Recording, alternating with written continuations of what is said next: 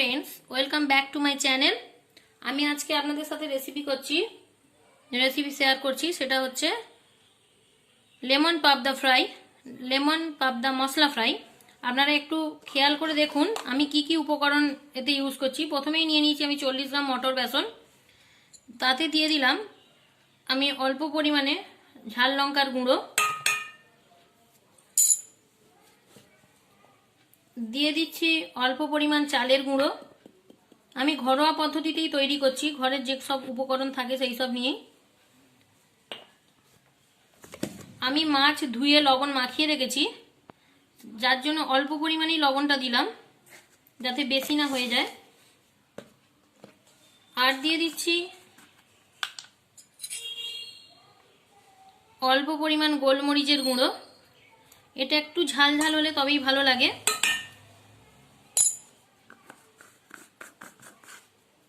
আর দিয়ে নিচ্ছি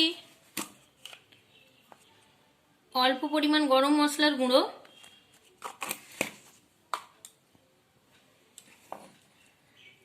আমি মিক্সিং গ্রাইন্ডারে আদা, পেঁয়াজ, রসুন আর কাঁচা লঙ্কা একসঙ্গে পেস্ট করে নিয়েছি।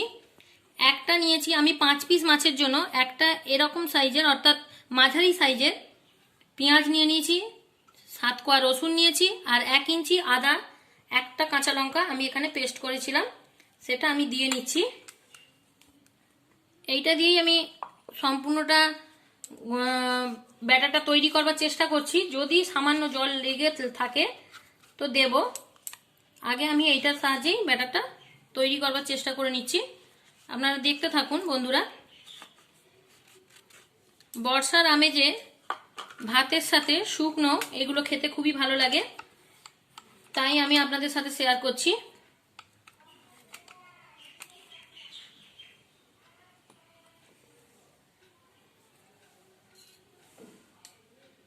এবারে গ্রাইন্ডারের সাহায্যে এটাই মেশাচ্ছি। জল লাগবে, কেননা খুবই সামান্য জল এতে ছিল, যার জন্য মশলাটা এর সাথে মিক্সিং হচ্ছে না। আমি আগে তাও করে নিচ্ছি এটা, দেখুন না, জল সামান্য পরিমাণ দিতেই হবে, নাহলে ব্যাটারটা ঠিকঠাকভাবে স্মুথ হবে না।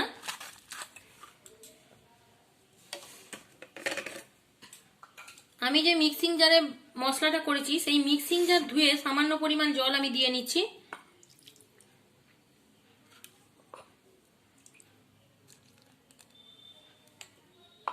তারপর যদি লাগে সামান্য জল আমি দেব। আগে আমি ব্যাটারটা তৈরি করছি, দেখুন কতটা পরিমাণ জল লাগছে না লাগছে।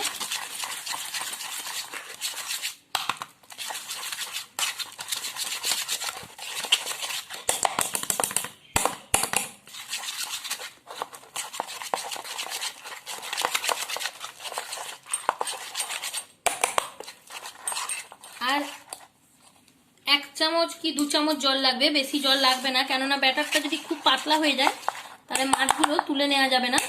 মাছগুলো যাতে গায়ে লাগিয়ে তোলা যায় সেইভাবেই আমাদের ব্যাটারটা তৈরি করতে হবে।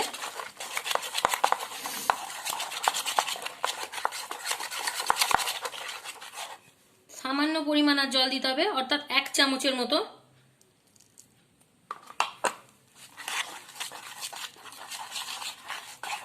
দিয়ে আবার ফাটাতে থাকবো, যদি দেখি জল লাগছে তাহলে দেবো, না তো দেবো না।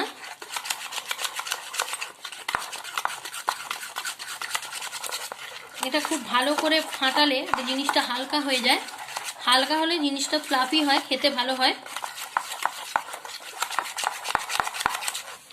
বন্ধুরা দেখুন আমি কিভাবে জলটা মেশাচ্ছি, ঠিক 1 চামচ করে আমি জল মেশাতে থাকছি যাতে বেশি পাতলা না হয়ে যায়।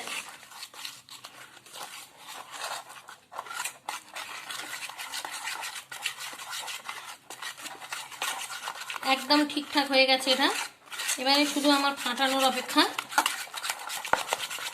তারপরেই আমি এটা আপনাদের ভেজে দেখাবো। বন্ধুরা আমার এই রেসিপিটা যদি ভালো লেগে থাকে অবশ্যই আমার চ্যানেলটাকে সাবস্ক্রাইব করে রাখুন, পাশে থাকা বেল আইকন বাজিয়ে রাখুন, নতুন নতুন রেসিপি আপনাদের কাছে সবার আগে পৌঁছে যাবে। লাইক করবেন, কমেন্ট করবেন, সমস্ত বন্ধু বান্ধব আত্মীয় স্বজনের কাছে এটা শেয়ার করে দেবেন। কমেন্ট বক্সে আমাকে জানালে আমি খুবই খুশি হব, আমার ভুল ঠিকটা আমি শুধরে নিতে পারবো, আর তার সঙ্গে সঙ্গে আপনাদের সাথেও আমি অনেক কিছু শেয়ার করতে পারবো। দেখতে পাচ্ছেন আমার ব্যাটারটা তৈরি হয়ে গেছে। ব্যাটারটা একদম আটকে যাচ্ছে, যার জন্য আমাকে আরেকটু 1 চামচ আরও 1 চামচ জল আমাকে নিতে হবে। অর্থাৎ আমি ঠিক 5টা মাছের জন্য 3 থেকে 4 চামচ জল ইউজ করছি। এর থেকে বেশি ইউজ করলে হয়তো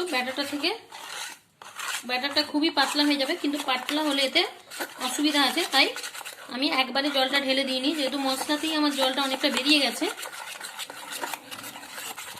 দেখতে থাকুন লেমন মশলা পাবদা ফ্রাই, একটা সুস্বাদু খাবার। বর্ষার দিনে তো খুবই ভালো লাগে। খিচুড়ি, ভাত, সন্ধ্যে স্ন্যাক্স হিসাবেও এটা খুবই ভালো লাগে। আপনারা দেখতে থাকুন।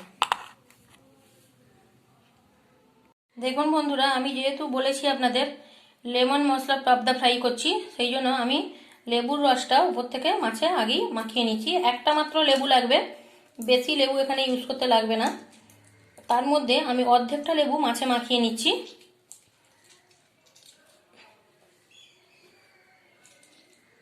দেখুন এইভাবে আমি আগেই মাছটা ধুয়ে লবণ মাখিয়ে রেখেছিলাম। এখন আমি মাছের লেবুটা মাখিয়ে নিচ্ছি। এইভাবে লেবুটা চিপে নিয়ে আমি মাখিয়ে নিচ্ছি। এতে একটা আলাদা টেস্ট হয়। আমি এরপরে কিছু রেসিপি ছাড়বো গন্ধরাজ লেবুরও। আপনারা আমার চ্যানেলটাকে সাবস্ক্রাইব করে রাখুন, পাশে থাকা বেল আইকন বাজিয়ে রাখুন। আপনারা সমস্ত উপকরণগুলো দিয়ে যখনই আমি রেসিপিগুলো ছাড়বো দেখতে পাবেন এবং জানতে পারবেন।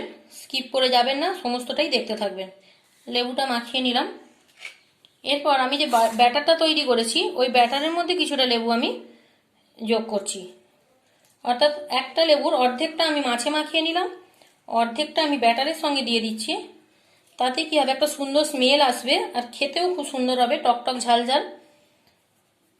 টকটা খুব বেশি হয় না, তবে একটা স্বাদিষ্ট ব্যাপারটা এসে যায়। আপনারা এই ফ্রাইগুলো যদি সন্ধ্যে স্ন্যাক্সে খান তাহলে একটু সস ইউজ করবেন, আর যদি ভাত বা অন্য কিছুর সাথে খেতে চান তাহলে সস না ইউজ করলেও হবে। খিচুড়ি, ভাত এগুলোতে সাধারণত সস লাগে না।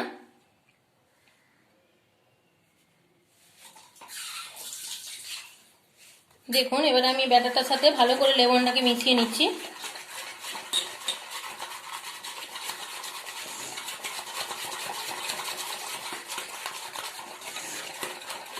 আমার ব্যাটার সম্পূর্ণ তৈরি হয়ে গেছে। এবার আমি কড়াইয়ে তেল দিয়ে আপনাদের কাছে ভেজে দেখাবো, দেখতে থাকুন।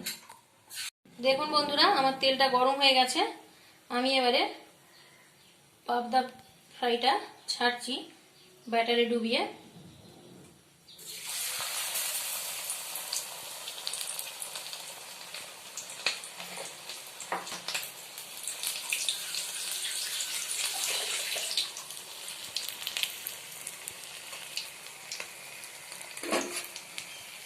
আমার এক পিঠটা হয়ে গেছে, আমি খুন্তির সাহায্যে উল্টে দিচ্ছি।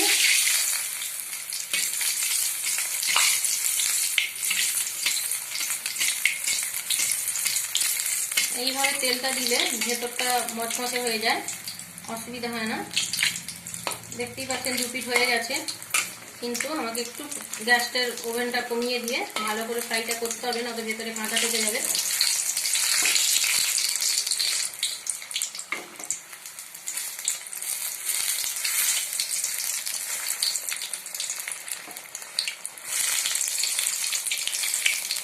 আমার একটা ভাজা হয়ে গেল, মশলা লেমন পাবদা ফ্রাই। এইভাবে প্রত্যেকটা আমি ভেজে নেব।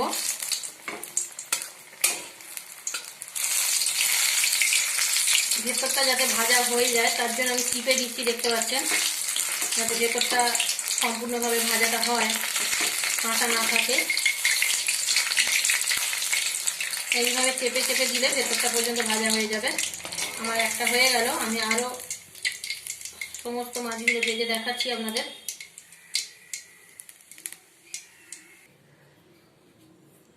দেখুন বন্ধুরা, আরও মাছগুলো আমি একে একে ছেড়ে দিচ্ছি। আমার তেল গরম হয়েই আছে।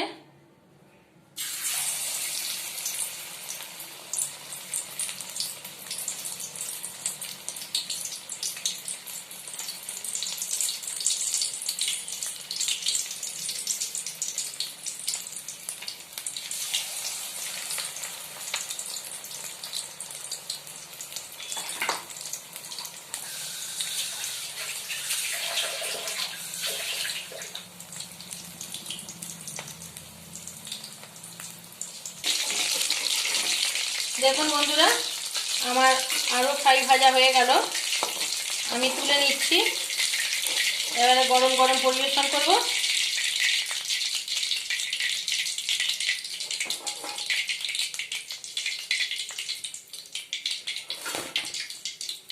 দেখুন সুন্দর করে ভেজে তুলে নিলাম, একটুও ভাঙেনি, কিচ্ছু হয়নি, অথচ ফ্রাইটাও খুব ডিপ ফ্রাই করেছি আমি। আপনারা অবশ্যই আমার চ্যানেলে সাবস্ক্রাইব করে লাইক কমেন্ট করতে ভুলবেন না। এই পুজোর মরশুমে সুস্থ থাকুন, ভালো থাকুন, এই কামনা করি। ধন্যবাদ।